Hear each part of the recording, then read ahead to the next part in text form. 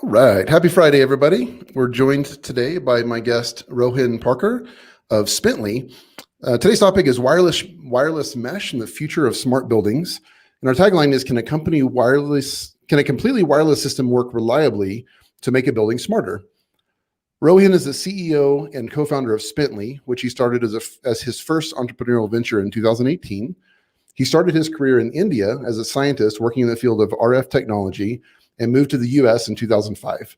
He spent 12 years working for major corporations like Motorola, Nokia, and Broadcom. So welcome to the show, Rohin. Hey Jim, nice talking to you. Pleasure to be here. Let's kick off by talking about Spintly for a bit. So give us an overview of what you do. So at Sprintly, we enable smart door access for users using their smartphones or wearable devices. That's what we currently do. But Sprintly was started with the goal of eliminating wired infrastructure in buildings, and we have started with physical security as a target market segment. I see. Okay, so let me ask a question. So to get into my building, I have this little RF card. So is this system wired physically, would you say? Yes. So when you touch that card to a reader, that particular reader is connected with wires to a controller somewhere in the building. So Okay. imagine a building with 50 doors. All the 50 readers will have to be wired to a central room, which is somewhere located in the basement, which is called a building management room or a server room, right? Okay. So the amount of wiring which goes into such systems is huge. That's what we want to eliminate. That makes sense. I'm sorry, my camera is doing weird stuff. Maybe that'll help it. Okay, there we go. So then how does it work? So I apologize, I'm not a super technical person, but is the RFID technology embedded in the phone, or how does it actually work to open the door? So your phone has Bluetooth, so you could use Bluetooth to Okay. communicate between the phone and the reader, and that's how it unlocks the door. There are a few other technologies which can be used, like NFC is another technology. Phones have NFC. But the key part of what we're trying to do is eliminating wide infrastructure in building, not just from access control, also in future from, say, smoke detectors and stuff like that. Okay. And how is adoption going? And on that note, are you mostly working with people that are building new buildings or optimizing older buildings? We're doing both. New building obviously makes a lot of sense because you can actually save a lot Yeah. of cost upfront. But also, existing buildings are adopting this for a few reasons. One is it's a cloud-based platform, so you could manage it from anywhere. And smartphone-based access just makes a lot of sense because you tend to forget your card, but Yeah. you never forget your smartphone, right? So Yeah. you never will be Maybe locked we out. should forget it more often. But yeah, absolutely. Okay. So what would you say as a founder, what is your greatest struggle at the moment at Spintly or biggest challenge? I would say the biggest challenge the world is facing is COVID, right? So it affects Yeah. everyone in general right now. As a founder, when you just started the company a couple of years back and you are hit with a big economic downturn, so you have to figure out how to survive while you're trying to scale the business, right? So Yeah. I think that's been a struggle. And right now I'm in India, so India has the second wave going on, and that's Yeah. again seems like a great struggle for everybody. So other than that, I think starting a company out of India and trying to acquire customers globally is always challenging. Yeah. And by the way, thank you. It's almost midnight there on a Friday night. So I appreciate you being with us so late at night. Yeah, it's pretty normal for us to stay up late till midnight. Yeah. Is your team primarily based in India? And if so, how are they handling COVID? I'm sure it's deeply impacting them. They have friends and family that are maybe sick. And how's that working out? Yeah, most of our team is in India. It's in Goa, where I'm based, Bangalore, and we have a few members in US. But most of them are working from home. Majority of them. If they have to come, because we have some hardware stuff, so some of them do tend to come to office once in a while. Um, Yeah. we have been very cautious about not letting them come to office too often. So we permanently there said that until this goes away, let's stay away from work. Yeah, some of their family members have been affected. I mean, pretty much everybody, some or the other, has been affected by COVID. Yeah. Either they take up, but luckily, I mean, everybody has recovered well so far. Yeah. Okay. Well, that's good. I'm curious how you're doing. So you're a first-time founder. You're CEO, co-founder of Spently, and I have in my notes here that you've grown from 4 employees in 2018 to 40 members now. How are you doing as a leader, as a founder? I mean, that's a big jump, and that's a lot of responsibility on your shoulders. Yeah, I have a co-founder, Malcolm D'Souza, who's been my buddy since childhood. So I think having Okay. a co-founder really helps you kind of bounce off ideas Sure. whenever you don't, whenever you go down, you have somebody to talk to, right? So I think first thing, I think finding a co-founder is something which any founder needs to do, because it really helps you um, focus on what your strengths are, and then while the co-founder can focus on the other strengths. So I think that's the first thing about startups, and being a leader where we have 40 employees. It's like their future depends on what decisions you make, right, in business. Yeah. So I think that's one of the big realizations you have when your team starts growing. So you can't make like rash decisions in business. You need to be really stable minded. You need to talk with your co-founder and make decisions. How are you handling that on a personal level? Because that is a significant, maybe underappreciated weight of responsibility that you have so many people looking up to you. Yeah, so it's a challenge in terms of family as well, Mm. because when you have worked in the industry for, say, I worked for about 16, 17 years, 12 years in the US and about 5 years in India before starting the company. So once you've worked so much time in the industry, you have a family, you have kids, and then you are betting your life into a startup, right? So either you have to take a decision. You go half-hearted into it, or you go all in, right? So we went all in. But my wife runs the software department. Okay. I look at the business side. My co-founder does the technology. His wife does all the HR stuff, right? So it's like we Wow. are all into it. So it's kind of not good, but it helps because your wife and your family knows the Yeah. seriousness of what you're trying to do, right? So are you and your co-founder actually in charge, or are your wives in charge? You know what it is. Although I may say that we are in charge, but you know the reality. The truth. Yeah. Yeah. That's great. But that's neat that there's so much participation. That's really great. What's a quick overview of what your roles are? So you and your co-founder, how do you split the responsibilities, the leadership responsibilities? So I look at business development, for investment fundraising primarily, Okay. long-term vision of the company, and Malcolm looks at mainly focused on technology, product Okay. development, hiring of software, building a software team. My That's the way the co-founder's responsibility is split right now. Okay. Now, how do you handle decision making? So if something falls under your area of leadership, do you have final say, or is it democratic? How do you handle decision making between the two of you? We've been pretty open with each other. We debate a lot, we fight a lot, right? And then eventually we come to a decision where it kind of comes naturally. I mean, if you debate enough with facts, I think a solution emerges out naturally. But there have been times where you have to make decisions which you really feel, um, it's a gut feeling that you really feel that this is what needs to be done, right? So Yeah. on the business side, Yeah. I have done those things. On the technology side, he does his own stuff. I see. Yeah.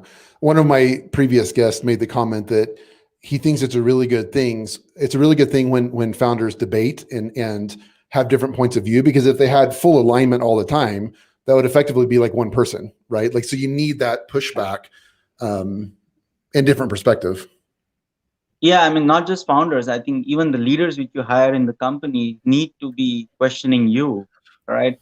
If they just listen to I you, agree. it's just like one-way traffic.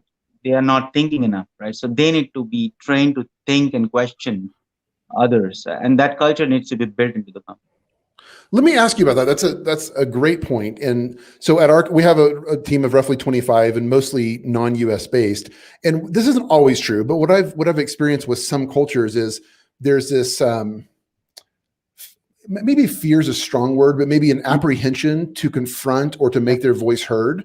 And we've tried our best and continue to try our best to create an open culture where we encourage and actually expect our staff to push back. If you think me and David, my co-founder, are doing something stupid or even not ideal, we expect you to push back. But we've gotten some resistance because it's not necessarily part of their culture. Yeah, it's not, there you go. It's not natural. So Yeah, I'd say actually it's not natural because they don't, somehow they don't feel, if they don't feel part of it or they're not passionate about it, they, it's like it's none of my business, right? Why would I I see. question it? It's Yeah. it's like he's asked me to do it, let me just do it and get done with it, right? But if you have put the responsibility on that person that you are responsible for delivering this, I'm not going to tell you how you're going to do it, right? You just figure it out. It's Mm-hmm. That's when the person will think, okay, I don't even know how to do it, let me ask a few questions, right? So Yeah. I think it's like throwing the person in the water and then letting him figure out things sometimes makes them kind of open up a little bit. That's a good point. I wish I could attribute this properly, but I heard a quote once that, or I guess maybe a way of thinking in leadership of saying, like, the end result I'm looking for is X rather than do this, do that, do this, do that. It's more like, here's where we're going. Here's where we want to end up. What do you think is the best way to achieve this? Correct. So it's all starts with hiring the smart people, right? So first of all, you hire the smart people. Like you do interviews as good as you can, right? You may still end up with the wrong people, but you do as best as you can. But once you have hired the smartest people, you the odds of they trying to, or odds of they being successful are pretty high, right? So you then put them in a situation where they are supposed to deliver. Okay, let's talk about that for a second. So, hiring smart people, and I know that means different things to different people. If we're talking about an engineer, I'm sure there's technical requirements that have to be met. But what about the human side of it? I mean, thinking about things like communication skills, empathy, agency, all of these different aspects. So, how do you sort of vet and hire for those attributes? Okay, so I'll split that into two parts. So the one is you hire college graduates, right, who are right out of the college. So their motivations are completely different from as compared to if you're hiring a person with 10 years experience to head your sales, right? Mhm. So you Sure. kind of need to have different sets of um, uh, weighing scales for hiring each of these group. So if you're hiring a young guy from college, usually we would look for hunger to learn, right? Like, or trying something new. They don't care about salary. Usually, money is not a big thing for them. Usually, so that's what we look for. What are you trying to do? What are you trying to achieve? What are you trying to learn? What have you done outside of the college, right? Hmm. Have you tried some stuff, projects? That's what we look for, right? And then we have our standard puzzles and to kind of test them on their thinking ability, Yeah. right? For Yeah. leaders, what you check is empathy, right? Can they think clearly when there is a pressure situation? How do you make decisions, right? Do you care about your employees, right? So that's for a senior leadership position. Hmm. Yeah. How do you feel, speaking of leadership, how do you feel like you've developed as leader? You have quite a bit of experience. I know that Spentley is on the newer side, but you're not. Like you have quite a bit of experience. So how have you developed personally as a leader over the years? Mm. So I think a lot has impacted my leadership skills in because of my travel experience and working in different regions and under different bosses, right? I probably had five bosses, and I've traveled to China. I've been in Europe for quite some time. So I've seen different types of leadership styles. So that has really affected my style. And what I've learned is uh, being showing empathy towards your employees, right? Being really understanding what means to them, what is it that they care about, right? What is it, so it could be like they really want a work-life balance, for example, somebody, right? Uh-huh. So you need to kind of make sure you are kind of giving them that, right? I mean, if they can't achieve what they are looking for in their life, why would they even work for you, right? So you Right. should Yeah. figure out. I was a project manager in Nokia, and one of our team members, I was about at that time about 32 years old or 34 years old. One of the guys in my team was about 50, 55 years old, right? So Okay. I mean, how do you even understand what would motivate that guy at 55, right? So it was a big challenge for me. I really couldn't figure out for almost few months like how to deal with a guy like that, right? I took a lot And of what was it? What'd you figure out? so I had to show him. There was a cultural difference as well. He came from a different country. I was from a different country, both from Asia. So Okay. I had to give a lot of respect. I had to give a lot of respect to him, right? In turn, to make get stuff done from him, right? I see. So once I started giving him a lot of respect, like kind of empathizing with him, yeah, he would go out of the way to get stuff done. Otherwise, he would just say, "Oh no, it's not my job," you know. Yeah. That's good. That's so fascinating. If you think about it, in theory, the older we get, the more we should be able to know how to motivate people that are younger than us, because we've walked down that same path. But it's difficult to know how to motivate or lead people that are older than us when my light just went off. There we go. When we have an experience, what it's like to be at that stage of life. Sure, sure, yeah. All right, so let's jump into. We have some listener or viewer questions and comments. The first one I'll read is from Travis. He says, "I work for Rohin. He's very present. He pays attention and listens." I like that. That's good. That's a true fan for him to come on here and comment. So I dig that. That's very cool. Hey, Travis. Thanks, Travis. And then from Velvet, question: having a remote team and working with your partner and wives, what do you do to encourage each other to press forward when someone gets discouraged? Yeah, so we talk a lot, right? I mean, so that's the only way. I mean, you open up and talk about what you feel is the problem, right? And if you talk enough and you share your thoughts enough, definitely a answer comes from the other side, right? And which gives you the positivity to keep going. Yeah. How do you handle, what's the way to say this, expectation management? Because I say this a lot, but I feel like oftentimes when we're disappointed, it's as a result of unmet expectations. So if that's foundational, we go back and sort of manage those expectations. And this can be in a personal life or business life. How do you set and manage expectations?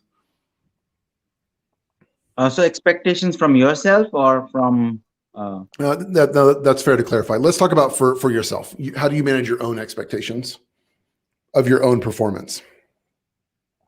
so I think it's depends from person to person. So for me, it's like I think that I need to do a lot more than what I'm doing. That's always the case. I always feel that I'm not doing enough, right? So I tend to stay up late, kind of work late, so I can get more stuff done, right? So Well, let me for pause me, it's you, like Rowan. okay, Let me pause you for a second. So, because that's too good to move on too fast. So, what would it take for you to be content? Because I think this is a struggle. For sure, it's a struggle that I deal with, and I think it's a struggle for a lot of founders. Like, what does it take to get to the end of the day and feel a sense of peace and contentment? Because there's always more to do. There's a never-ending amount of things to do. So, like, what would it take for you to get to the end of the day, into the week, and feel a sense of contentment and even achievement? so yeah, a lot of things affect your how you think, right? So if a good deal gets closed, for example, it kind of affects your overall thought process, and you kind of tend to relax. So Yeah. if something happened, you feel that okay, that's some good stuff which has happened, so I can relax. But if a lot of stuff, sales is not happening or something is not happening, you feel that okay, things are not going right. I need to put in more effort, right? So I think some positive news which needs to keep coming so that you can actually take a break from what you're doing. Yeah, I can relate. We went 5 months without bringing on a single new client at our business, and this last week we're bringing on 3 within 1 week. And it's just like we had to keep the faith during those 5 months and continue planting seeds, continue watering those. But it does get discouraging at times. And then, we have a week like this and, there's some celebration happening. There's like, oh my gosh, we have our work cut out for us now. But like, what do you do in the face of being in the desert where you just don't have those winds coming in and you've got to just keep driving? Like, what do you tell yourself or what do you tell your team during those seasons? So it's funny. I mean, that happened last year, right? When COVID hit and lockdown started, everything dried up, right? Yeah. We went and raised money. I mean, that's what we did. So we convinced investors that we are building something for the future, right?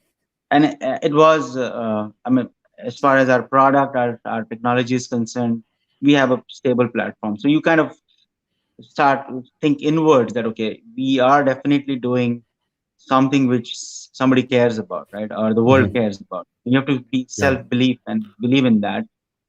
And we went and raised investment. So with because we anyway were planning to do it, and we closed it during the lockdowns. And so rightly after that, our sales picked up. We did really good this year. So I think having the self belief in what you're trying to achieve and the vision, right, real clarity on the vision, Mm-hmm. is important. So if you talk to people around you, they may not everybody will get the vision, and it's very easy to get discouraged. So even talking to the right people who would give you that positive feedback on what you're trying to do is important. Yeah. Yeah. Well, it's a huge vote of confidence to even get an investment because obviously that means you've sold your vision to them. They, I'm sure, are smart, rational people. They can see and believe in the vision or they wouldn't put their money behind it. So that's got to be a vote of confidence in and of itself. Yeah, I mean, it is. And if you raise money from diverse investors, which we have tried to do in different parts of the world, we have investors from US, India, um, um, uh, China, Hong Kong, right? So Okay. so it kind of reinforces what you're trying to do, right? And some of them have good technical background and they understand the industry. I see. Yeah. I'm curious how you've bridged your past experience or experiences to what you do now. Like, what have you taken from your past experiences that you now apply in the startup? A lot. I mean, huge amount of experience we apply. I mean, from design, I've been a hardware design engineer for almost all my life. So we built hardware teams, design teams, especially in wireless RF design. This skills were not available in India at all. Now, this kind of skills usually you will find in uh, Bay Area or where there are wireless companies, right? So that really helped me, and the manufacturing experience because of my travel experience to China, where I was involved a lot in manufacturing of products. So getting products from concept all the way into the market is what I was good at, and that's what really I used that experience really well. Uh, Although now I don't do design, but during the first couple of year of the company, I was deeply involved into all the designs. Let me ask you a question that I'm having trouble formulating in my mind, but maybe you can help me with it.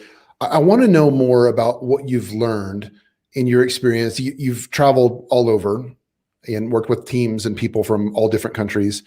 What have you learned about different cultures that you've implemented? And even if you want to start with Indian culture versus culture in the UK or the US or whatever, what have you learned in that experience that is helpful to you now? So I've been to China a lot, and I really appreciate how dedicated they are towards their work. I mean, when it comes to manufacturing, they are they get stuff done really fast. I mean, nobody can beat that culture. So it's in their culture to focus and do stuff, right? They follow processes really well. It's Okay. probably in the culture, right? In India, we have trouble following processes. That's the culture in India, actually. What? How Uh, so? Why do you think that is? I don't know. I mean, I don't know if you've been to India, but I would love to, but I, I've I not yet. dare I dare you to walk across the street in India in the city, right? Um, you Okay. would be scared that you would be run over by a car, right? Nobody stops for other people. It's like I have to be ahead of you. I mean, and nobody stops. Huh. There are traffic lights, but a lot of people jump traffic lights, and it's pretty normal to do that. So it's a little weird. So I think it's culture. It's culture in India. Well, That's the way. But so Rohin, yeah. how does that carry over into the business world? So the culture in which you grew up, I mean, how does that play out in the business world in India? So in India, it's like there's a word in India. I don't know if you've heard it. It's called jugaad. It's like what do you mean? What that means is hack. Jugaad means hack. So you Okay. kind of find hacks to get things done, right? If there is an easier way to do stuff, people would just do it. Easier way, right? Shorter Okay. shortcuts. That's the culture. So that's if you want a nice word for it, it's called innovation, right? uh, Yeah. it's doing Yeah. things more efficiently, right? Yeah. So the innovation comes out of that thought process, but then it needs to be channeled and controlled to for it to be What's the useful. downside? So if the upside is innovation, what's the downside of that? Downside is lack of processes. When you want to scale a company, you need a lot of people who follow processes, right? Who follow the processes diligently. Yeah. So if you don't find people who can follow processes, you can scale. But it really helps during the early days of a startup when you want innovation, you want stuff done fast, things working fast, like an MVP, like a minimum viable product to be Uh-huh. built within a month, right? You just need to cobble up some stuff together and get it working. But from there to get to a finished product, right, you need strong processes, and Yeah. that's been a challenge, and that's where I say that China really excels at getting products from concept to final product. Yeah. Yeah. Okay. So I want to put you on the spot. You've lived in Texas, in Chicago, and in California. What is your honest opinion of the U.S. culture? Like, I would love to hear from your perspective what you think of the U.S. culture. I think it's been great. I think US is one place where you can find all cultures actually. So Fair enough. you'll find you'll find all types of people in the US. I think there's no other country in the world where you will find all cultures together, living together, and they honor each other's culture, right? That's very important, I think, because we as Indians, we were able to do what we wanted to do, right? Worship our God or whatever we wanted to do, right? So I Uh-huh. mean that's unique about US. I see. So you lived in Texas. Did you ever put on a cowboy hat and ride a horse while you were there? I did. Yeah, we used to You go to did. Fort Worth. Okay. We Yeah. used to go to Fort Worth, and The Fort Worth stockyards. had stockyard. Yeah. Yeah. So that they used to do some rides over there. My daughter was born in Chicago, and she grew up in Texas, so she used to love to go there. My daughters love horses as well. Texas culture is just it's interesting. I like it. I think that, and that's the thing is like we talk about the states and pair it all together, but the culture in New York City versus Texas, and then rural Texas versus city life in Texas as compared to Colorado, and just there's definitely different cultures and paces of life within the U.S. for sure. Yeah, I mean, I've lived in mostly places where there is it's a lot of varied kind of population, like say Chicago, where there's a lot of Hmm. population of various cultures. Dallas also has similar kind of population. Obviously, California is has all diverse cultures. Yeah, yeah, absolutely. I like riffing in our conversation, but there is one specific question I just am excited to ask you about because I'm curious to know what you mean by it. On your LinkedIn, you wrote that you're an eternal learner who believes in intellectually honest learning. So what is that? What is intellectually honest learning? Okay, this comes from a lot of startup books which I've been reading. So there are a few books like Startup J Curve or uh, Nail It Then Scale It. They have this concept of when you're a startup founder, you need to kind of unlearn a lot of things, especially if you have experience. If you have say 10 or 20, 15 years of experience, you need to unlearn everything what you've learned in 15 years. and assume that you don't know anything, right? So that's when intellectually honest learning happens, right?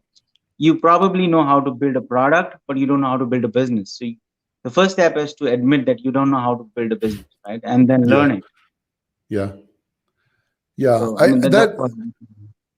is that related to humility as a founder? And what I'm getting at is like David, my co-founder, and I, like, we just experiment with things. Like we're willing to say, look, I don't know if this is going to work or not. We're going to experiment and see what happens. And in that, and we're not, certainly not perfect at this, but like we really try hard to push our pride to the side and be willing to say, I don't know.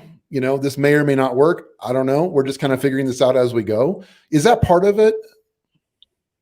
So what you're talking about is trying stuff and failing at it, right? So fail fast. So just keep trying until something works, right? Yeah. That's part of startup theory, like fail fast.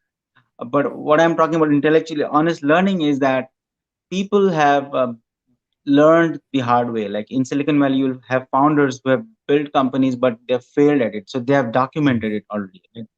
So why not learn Right. from them? So it's like picking up some books and learning from them. And even after doing that, if you go wrong, I mean, that's your bad luck. But at least you've opened up your mind and learned some stuff. Yeah. Yeah. I want to move towards talking about the evolution of you as a person and as a leader. I'm curious what advice you would give to yourself from the past. Like if you gave yourself advice 10 years ago, what would that advice sound like? So if I'm sitting here now and Yeah, giving you myself an go back in advice, time and talk to Rohin 10 years ago. What would you say? I think it's tough to say.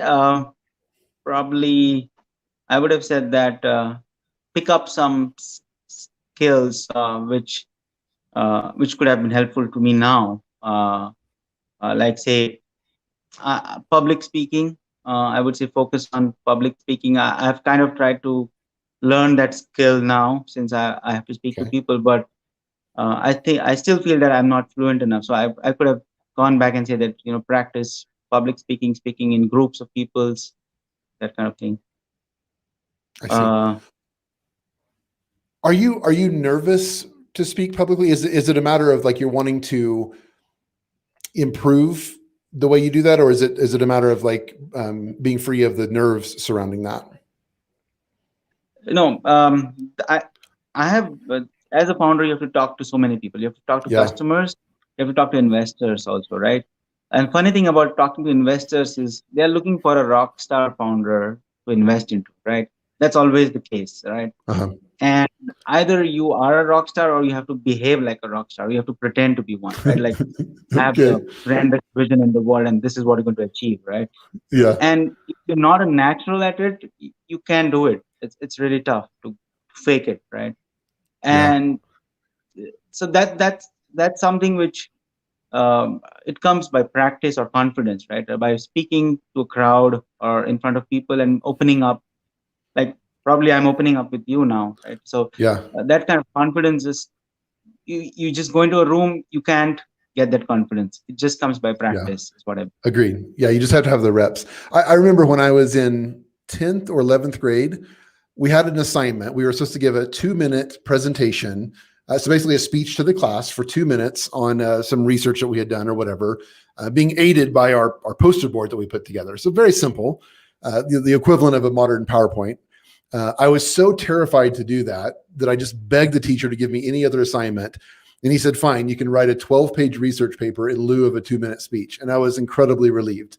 And I thought, man, it's like, but it's been a journey for me. I mean, it really is to become more comfortable speaking in front of people and in public. I think part of that is like, I've realized that while we're all in different places in our journey, nobody's really got this figured out, right? This as in life, like, because we always get to the next stage and then we're a foreigner in that stage and we have to figure it out at that point. So that gave me a sense of peace, I think, knowing that like we're all in the same boat, just trying to figure it out.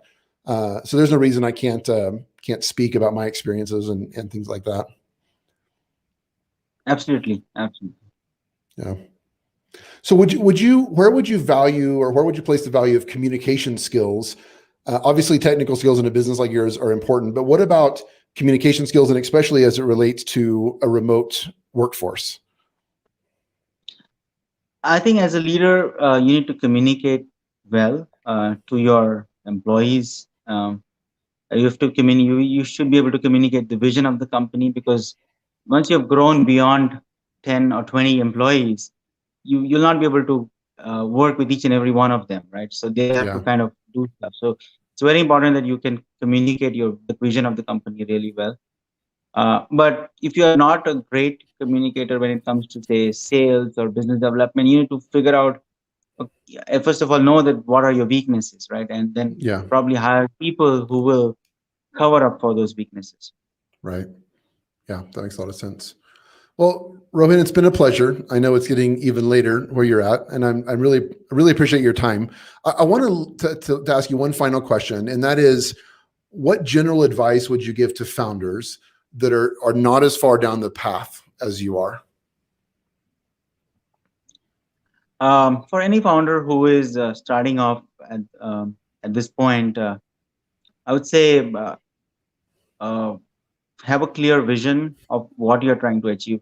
First of all, you need to know why you're doing what you're doing, right? There should be a bigger goal of what you're doing, trying to do here, right? It's Yeah, not just about building a product or a service, right? Usually there is something bigger than that which you want to achieve in life, right? That needs to be really clear in your mind. You may not want to tell it to anybody. You may want to tell it once you've actually achieved some success, but you need to be clear on that. that makes sense. I Uh, call that the big why. yeah, Yeah, the big like one. that deep motivation. Absolutely.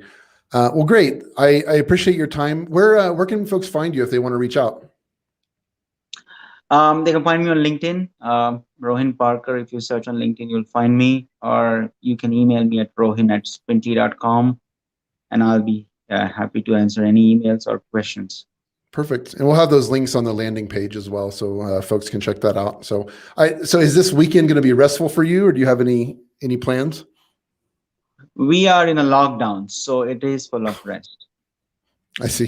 So does that mean Netflix binging? Like what is rest to you?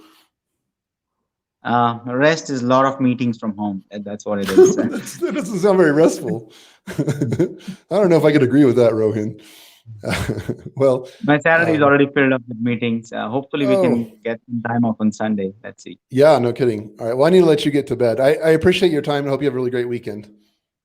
Hey, thanks, Jim. Nice talking to you, and you have a good weekend too. Take care. Thanks. Cheers.